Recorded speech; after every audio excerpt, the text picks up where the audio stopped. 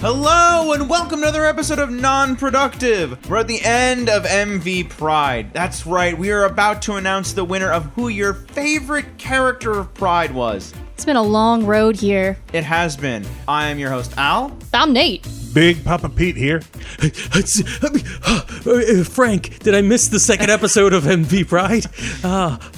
No, you're just in time. It's fine. Nailed it. Yep. Good. Way to participate, Frank. No problem. I was a vocal cheerleader in the background. Yep. We love you, Frank. You did a great job at cheerleading. Actually, we have something to talk about that in a minute. Have you guys taken LSD and listened to our last episode? Yeah, I did. Yeah. The round. It was round 2. It was our post 2000 characters. Did you actually listen all the way through to the bitter end? Yep. So interesting. Let's recap where we came from before, and then we'll figure out why Al has sighed. Wait a minute, before we do that, Big Papa Pete, Nate, did you two listen? I've been busy, Frank. All right. I don't listen to podcasts. Good. Yeah, that is actually his stated opinion. So, Al, just you and I really know what's going on here. Yep. Interesting. So let's go through the road so far. Cutscene to a supernatural opening. I don't know why, but based on your hand motions, Frank. Why supernatural specifically? Because it's the road so far is the phrase they use for Oh, their yeah. Season finale. Yeah. Yeah. for the That for the happens. season. Yeah. Plus Dean and Castiel. Come on. Boy. No, we can't. We can't do that. They're not. No. Well, we Anyway. can't. I wish. It's too late for those characters to be in our competition for MV Pride. But all right, let's go through the road so far. 2 rounds in this competition. Yep. One for pre-2000 characters, one for post-2000 characters. Remind me, who were some of our highlighted pre-2000 characters? Haru Nagisa, We had Kaoru Nagisa. winner in my heart. Uh-huh. We had Jody. Or Jody Dallas. Jody Dallas. I can't believe Jody Dallas made it. I made a good demand for that character. Reminded everyone. hey, they it paid existed. off. Yeah, and I think it did. It's surprising how we had a huge period of time. It's pretty much the entirety of human history up until the year 2000, and we still only had just a few characters that were could be nominated. But Jody made it. I'm very happy. Good for you, I'm Billy glad, Crystal. too. Who else was there? There was Utina. Utina was in Tenjo. there. Yeah. Tom Collins. Tom Collins, who's From one Rent, of our yeah. finalists. Yeah, and so we had a lot more nominees than that. But I think our 2 finalists from that first round were Tom Collins and Deadpool, right? Yep. Okay, Deadpool. Deadpool won by a slim margin. Yeah, I don't know about that. I think Tom Collins is a more interesting character than Deadpool. Deadpool's kind of just First of all, I think that's the first time that sentence has ever been uttered. possibly. Although, in context, I think I agree with you.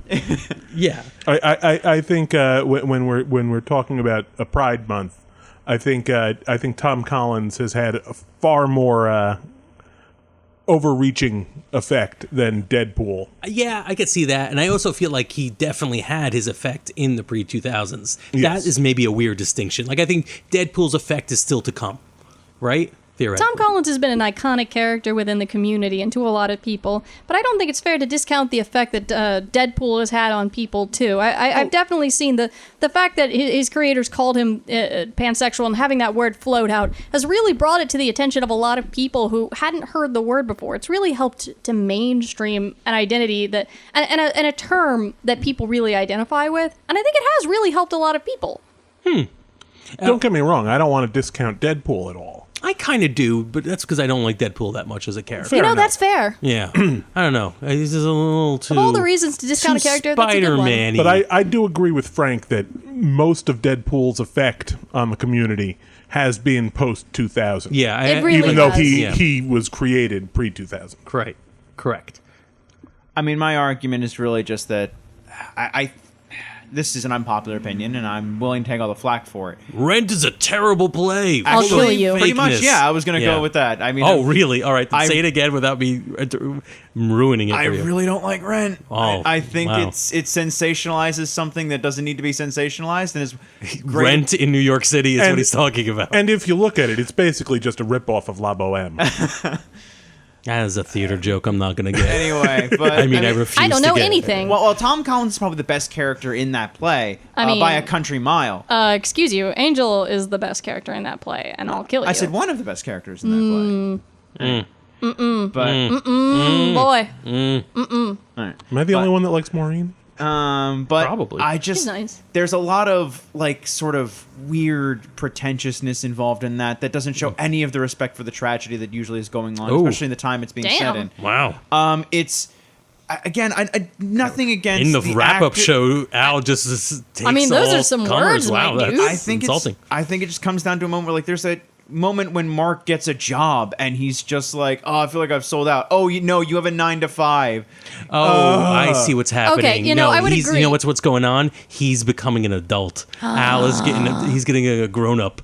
That's what it is. He's like, get a job. I mean, you I'll agree with He's you. realized he's hippie. never going to open Rent up that can restaurant be in Santa Fe. pretentious at times, but I do think maybe you're going a little far here. Maybe it's possible, but I'm just gonna say that like my opinion would be more Deadpool. Like as much as influential as the Tom Collins character has been, I won't lie. Rent I feel is just come on, guys. I think it's time we moved past that. I'll be real Take here. that, rent heads. I lean Deadpool just because I like Deadpool. I have no real reason. I have no other supporting arguments. I just like him. Yeah, well, the good thing is, I guess, that Deadpool won for first in our first round. He's the he is the champion of the pre-2000s era. For like it or not, he Right. is. And then we had the post-2000s, which is our round 2. And this is where we had like a plethora of choices to the point where like I'm offended by the characters that didn't get picked. Frank? Yeah. What is a plethora? A plethora. Yeah, I was also doing the Three Three Amigos. Amigos for some There you reason, go. of course. So who are some of our post-2000 characters that got picked? My beautiful infant child that I raised myself, Kara Dreamer from Undertale. Korra from Legend of Korra. Yeah, that's true. Cora Garnet from Legend of Steven Korra. Universe, Garnet. Ultimate Mom. We had Garnet. We had Lisa Simpson, or was that was pre? That was That was pre. pre. That was 2000. pre. The inimitable Captain Holt. Oh, Captain Holt. People were really passionate about Captain Yeah. Holt in the As they should in the be. votes, and Titus Andromedon, who is one of my favorite characters of anything of all Heartbreaker. time. Yep. But we had our finalists, and it was down to Cora and Garnet, 2 cartoon ladies, but pretty cool. I mean, we've got a more or less eventually openly bisexual character from Cora. Yeah. Legend of Korra, and then yes, I would like to point out that there is a Legend of Korra comic that has been running, and in the issue that came out this month, Korra and Asami kissed. Oh, there you go. See? Good reason. Dun, Oh, dun, They've dun. done that already. maybe that'll give Cora some extra energy going into this next round or this final round. Revitalize that fire in all That's of her right. fans. And Yeah. of course, Steven Universe, which is a very pride-friendly show, had some representation as well with Garnet. There's some characters. I'm surprised no one from the Buffyverse got picked, to be perfectly honest, although I can't even remember when the first episode would of have Buffy been came out. pre-2000. I'm surprised That was Buffy didn't 90s. show up in the pre-2000s. I'm surprised Willow didn't show up in the pre-2000s. Well, I meant like Buffyverse characters. I believe included. Willow Which did get includes- at least one vote. Whoever nominated Willow, I remember this, did not specify where Willow came from. Oh. And I sat there scratching my head, trying to remember whether or not there was any implication about Willow Offgood's sexuality. I was like, but he was married and had kids. Yeah, so Willow of the Buffyverse, I'm surprised. There's a lot of characters who I'm surprised didn't show up. Yeah. But we did have our finalists. So it's Tom Collins and Deadpool, and we had, of course, for round 2, we had Cora and Garnet, and who was our lead character in this one? Who are finalists for this competition? I Yeah. thought it was Korra and Deadpool because it looked like Korra had won by a wide margin, like a country mile. She had won that. So yeah, for those of you who didn't listen to the end of our episode last time, there was a miscalculation in round 2 of the podcast. We miscalculated the votes for Cora, and we gave her the championship. She won round 2 and was going to move on to fight Deadpool in the finals. But that was a mistake. We miscounted. We double counted Cora Oh, votes. dear. Yeah, big issue. So if you had listened to the end of last week's episode, I'm looking at Nate and Big Papa Pete. You And would I'm have crying. heard me chime in and explaining the horrible tragedy that went wrong. Yep. And interesting. So what do you think about that now that you know? Oopsie doopsie. Yeah. I literally had a heart attack. Like Oh, no. I was listening. Oh my to the- God, yeah, I remember taking you to the hospital. Yeah. I was listening to the episode and I sat there and like I thought my memory must have been faulty because I'm like, oh, Garnet and Deadpool, whatever, voting. And then I go over and I'm like listening to the podcast like Yeah, he came over to me like the day after I had food poisoning, and I was in bed, and he's like, "Hey," and I'm like, "What?" And he's like, Something really bad is happening. We messed up. We accidentally wrote Garnet on the website, even though Cora wanted." I'm like, Nope, we accidentally said Cora won when Garnet did. Yeah, and then I got to happened. the end of it, and I immediately was like, it was such a wash of relief. I was sweating bullets. Oh, good. Well, one day Cora's gonna have her day. Exactly. It's not gonna be this day, but you know what? Garnet's a fantastic Garnet character. is a fantastic character. You got the chance to talk about both those characters in the last episode, so luckily they were both finalists. I'm living. Yeah, and to be honest, like you can't. It's not like we made a mistake the other way around, where we accidentally let the loser character go on to the next round. We caught it right away and put it in the podcast. Yep. I think we deserve an award. Really. All right, well, I always deserve a reward. I'm pretty great. We're about to hand out an award. Let's talk about our two finalists, Deadpool versus Garnet. How does this work in your minds? Are we imagining like an actual fight here between the two of them? Because they Entirely are up to you. both combat characters, so it's not like I'm putting, a character like Luna Lovegood, who's maybe not a physical combatant, but very smart, against, somebody with big fists. This is a fight that would make sense. I could see Deadpool and Garnet going up head to head, just I could murder definitely time. see this fight happening. I Garnet's can got see the whole Luna punching. Lovegood beating Deadpool. Well, yeah. I could too, but it would be a less physical fight, I think. There'd be a lot more magic going on. She wouldn't be doing as much punching. I could see a purse coming out or a wacky thing. Yeah. Some small animals. As far as a physical fight between the two, it's very interesting because it comes down to, like, you could hurt Garnet, but there's no, like, Garnet's just gonna poof. Yeah. Unless, for whatever reason, Deadpool automatically knows to shatter a gem, which even then, if he has something that can do that. Here's the issue with making this into a physical fight. Deadpool has got what we call plot armor. He has basically just a narrative loophole in him that it's like he will survive anything, and he can do anything that's suitably funny. So if shattering Garnet into pieces is funny, he gets to do that. However, of course he can. And if he's surviving a giant blast from an obviously superior, more powerful character like Garnet is, on the table, he's going to survive it because of the stupid plot armor. You have to consider, what if it's funnier if Garnet wins, though? Like, what if it's funnier if he just respects Garnet, like, oh my god, you're so cool, I'm such a huge fan, good. and then just, like, he loses and, like, gets thrown into a thing of concrete, or just, like, nah, I don't want to fight this, Doesn't and, like, even fight, leaves, just surrenders immediately. That could be funnier. It depends really on the writer. Is there any possibility in some universe that Garnet is B. Arthur?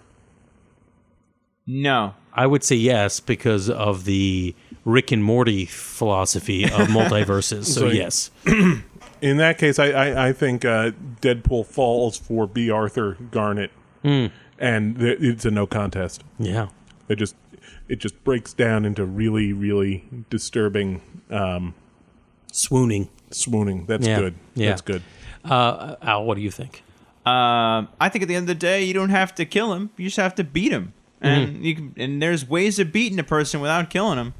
And I think that at the Go after his family. No, that doesn't work generally. Sounds like real Al talk. I think with Deadpool, going after his family is not the way you beat Deadpool. It's the way you get a lot more Deadpool comics with a lot more angst than anyone really likes in a Oh my Deadpool comic. God. The way to beat Deadpool is with jokes. You have to make losing funnier than winning. And whether that's chimichangas, or that's weird art styles, or that's weird temporal BS, you have to make losing the funnier joke, and he will lose. That is interesting. It That's is an funny. interesting philosophy. And I actually got beaten by a chimichanga last night. Oh, I'm Me too. sorry.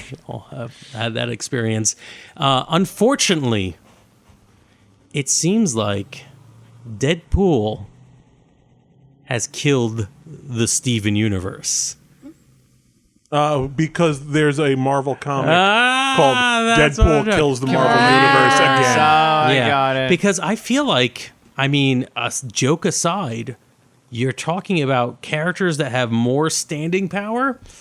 I don't know. Deadpool has survived a lot. And I'm not just using that as a joke. Deadpool has stuck around in this competition when I was surprised he even got nominated. And Garnet, unfortunately, has a major obstacle facing her. I say unfortunately because we may be responsible for that obstacle.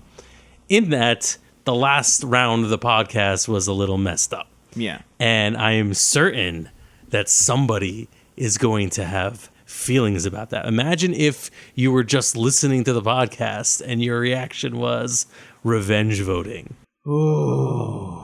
Do I know? Not necessarily. You could always vote for Deadpool. And that is the vision of Korra's revenge. Dun dun dun. Yeah, where it's like, oh, well, Korra's not in it? Well, I'm going to vote for Deadpool then. Yeah, it's possible. It's certainly a possibility. Let's transition quickly on honorable mentions. You want to bring up an honorable mention? Before we announce our actual winner, I do want to hand out one little tiny award. Oh, it's so small. Look at it. It's a small award, but adorable. it's a good award. It's very beautiful. It's totally real. It's in my hand right now. It's it kind of absolutely is exists. it a fidget spinner? It glows in the dark. I guess it doubles as a fidget spinner. It's pretty That's great. Convenient. We're handing out an honorable mention to the character D from Carpe Diem because this is from my show, and I want to thank all of my wonderful fans and listeners of my my D&D podcast for coming out and for voting for this character. But it seems like a little bit of a conflict of interest. So we want to give a little shout out to Dee for being wonderful and a two-spirit non-binary lesbian. Love her, love that Dragonborn, love her, great, great, great. And also, there is an article written about Dee on the Non-Pro website that talks about creating your own representation and how important it is to have representation. It's a very powerful article. I definitely recommend going and reading it. That article is written by Dee's player character from the podcast, so it is a really great read. But she's not in the contest, and she's not our big winner today. No. Anybody else got any plugs they want to put in? Al's Gaming Emporium. Go for it. Do it. Hey. You know I heard there's a business out there that is very open to LGBTQ characters. Yes. Yeah, and we have also 2 employees, and both employees. of them are LGBT characters. Let's do this. Well, yeah, that's Al's Gaming Emporium. Al's Gaming Emporium is open to anything, including your video games. And we're willing to do anything. I mean anything for those video games. I'm not affiliated with him. I don't know what he's talking about. But We're going to have to edit the hell out of this podcast. All right. Well, thank you for that honorable mention. I'm going to ask the table right now who they think is going to win our MV Pride competition. Garnet. So you think, what was the name again? It might have been Garnet. Garnet. You think Garnet should win? Yeah. I don't think you can stop the pool. Yeah. Deadpool. I'm going to say Garnet. As much as I definitely feel the burn and I just the winner is Senator Bernie Sanders. as much as I am feeling oh no, Korra, Garnet's still a great character, an amazing character in fact, and I'm happy she's here, and I genuinely hope she won because it's a great character. Well, unfortunately, there's nothing that can quite stop the raw virility of a successful R-rated movie that has reached theaters. Oh. So the winner for our MV... I don't know. Are you implying that there's an R-rated Steven Universe movie somewhere Coming just out looking next for a month. distributor? Yes. Oh my God. Animated by me. And the winner of our MV Pride competition is Garnet from Steven Universe. We got it. Woo! Yes, we found our most prideful character. I think it makes perfect sense. Garnet is a character that I certainly don't want to be the final voice on this, but I want to say what I like about Garnet is that as upfront as you can be with a character in a kid's show, and as a series, you've got a character who owns the very concept. You know what they're aiming for with this story. It's not an afterthought. It's not a side thing.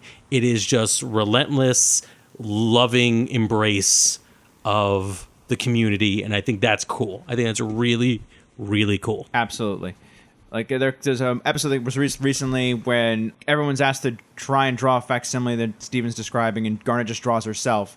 And Garnet says, I like me. And that sounds arrogant, but it goes back to the idea these are two people, and it's talking about how much you like yourself, you like your relationship, you like being with the person that you're spending like the rest of your life with. They're cute and they kiss and I love them. And it's just, it means a lot to have that in a kid's show and to have it unabashedly there without like any compromise and to just be there to say, no, it's okay. Love is okay. And not only that, love is important.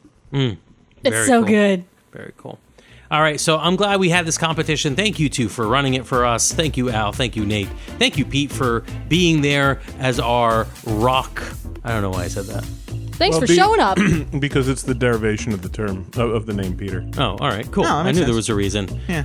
Where can we find out more? Oh, and listen, our last call to action. We really need support on the Patreon to help pay for the wonderful articles that came out this year. So throw in a couple of bucks, even if it's just for a short amount of time. That goes directly to support our writers and our creators on the Non-Pro Patreon, patreon.com/nonpro. Too long there, Frank. I got the sell on this. Oh, all right. Patreon good. Nailed it. Yeah, but patreon.com/nonprogood. I mean, Yes. Yeah. All right. There we go. And also, we've got a lot of more awesome content coming up for you in the next few weeks. That's pretty exciting. Yep. Including our garbage sale this weekend. Yes. Ooh la la.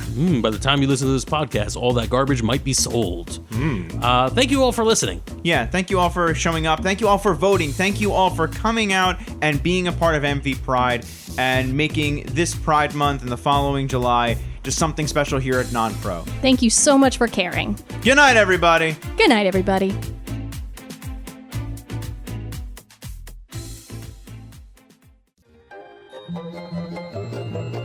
This has been a non-productive media presentation. Executive producer Frank Hablawi.